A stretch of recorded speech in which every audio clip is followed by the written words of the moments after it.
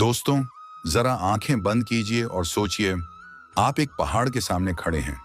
पहाड़ ऊंचा है, विशाल है, मानो आकाश को छू रहा हो। अब कल्पना कीजिए, आपके दिल में हिम्मत भरी है।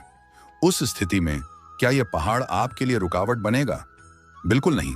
लेकिन अगर आपके भीतर डर भरा है, तो छोटी सी दीवार भी पहाड़ जैसी लगती है। यही जिंदगी का सबसे बड़ा सच है। असली लड़ाई बाहर की दुनिया से नहीं, बल्कि अपने अंदर के मन से है।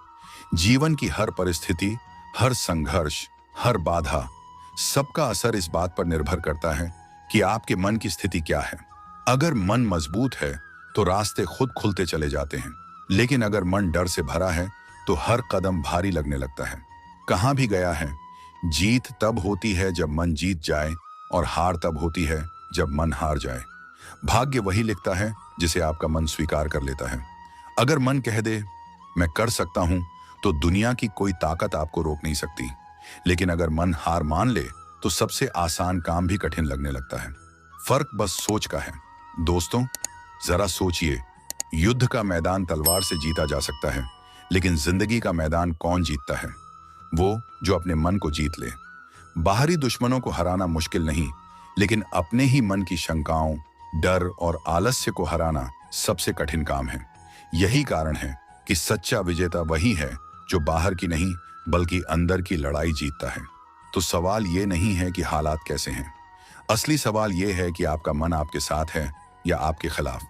जिस दिन आप अपने मन पर विजय पा लेंगे, उसी दिन आप अपनी किस्मत के भी मालिक बन जाएंगे।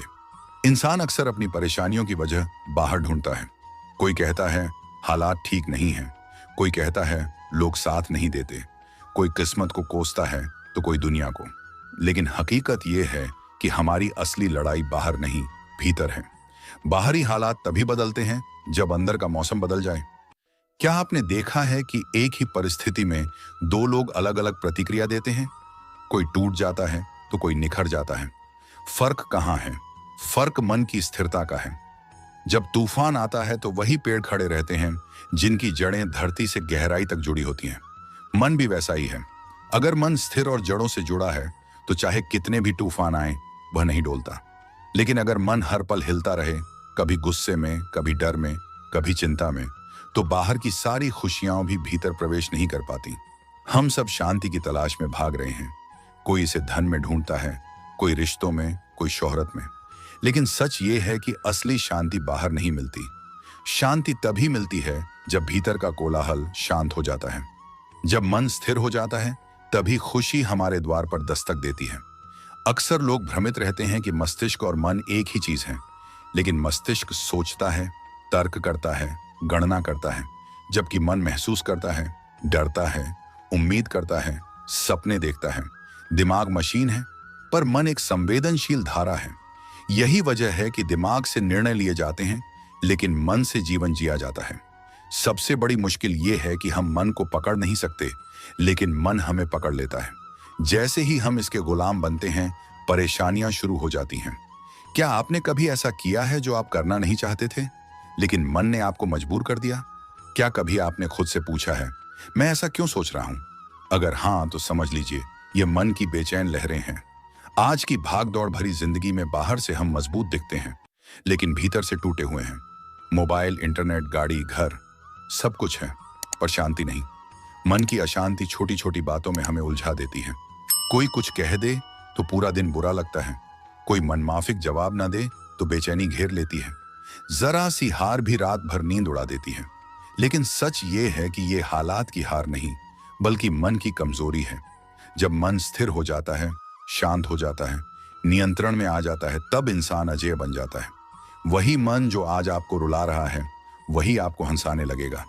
वही मन जो आपको तोड़ रहा है, वही आपको जोड़ेगा। और यही वो क्षण है जहां से असली जिंदगी शुरू होती है। मनुष्य का सबसे बड़ा दोस्त और सबसे बड़ा दुश्मन उसका अपना मन है। अगर मन काबू में है, तो ये हमें सफलता, शांति और खुशी की ओर ले जाएगा।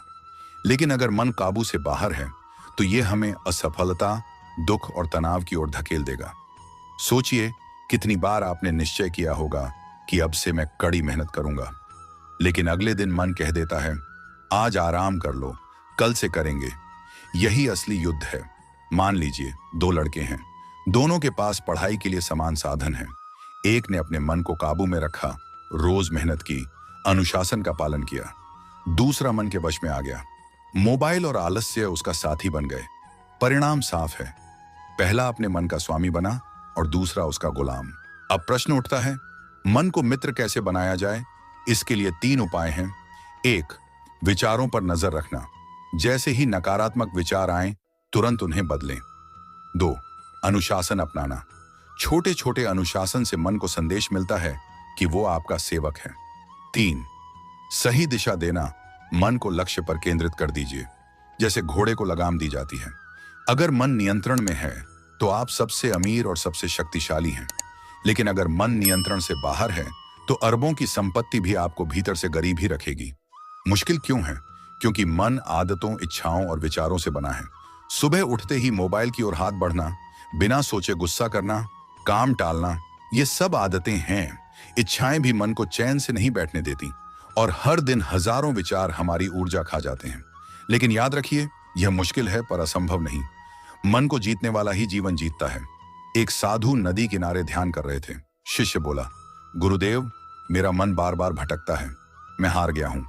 साधु मुस्कुराए और बोले, जब तुम चलना सीख रहे थे क्या पहली बार में दौड़ने लगे थे? नहीं, गिरे, उठे, फिर गिरे।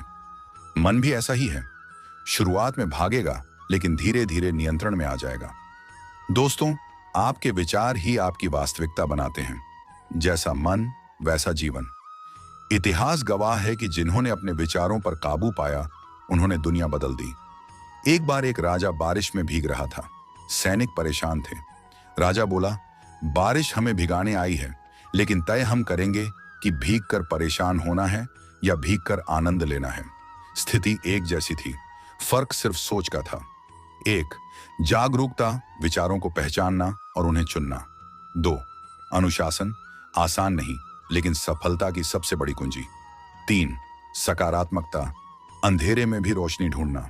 मन को नियंत्रित करने का सबसे बड़ा साधन है ध्यान। रोज कुछ मिनट सांसों पर ध्यान केंद्रित करें। काम करते समय सिर्फ उसी पर ध्यान दें। लक्ष्य लिखें और रोज दोहराएं। यही अभ्यास मन को अनुशासित करता है। महावीर बुद्ध, स्वामी विवेकानंद, गांधी, अब्दुल कलाम, सबकी ताकत उनका मन था।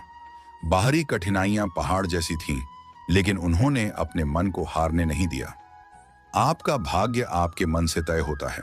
अगर मन आपके नियंत्रण में है तो भाग्य भी आपके हाथ में है, लेकिन अगर मन बाहर के वश में है तो समझ लीजिए भाग्य भी आपके हाथ से निकल गया।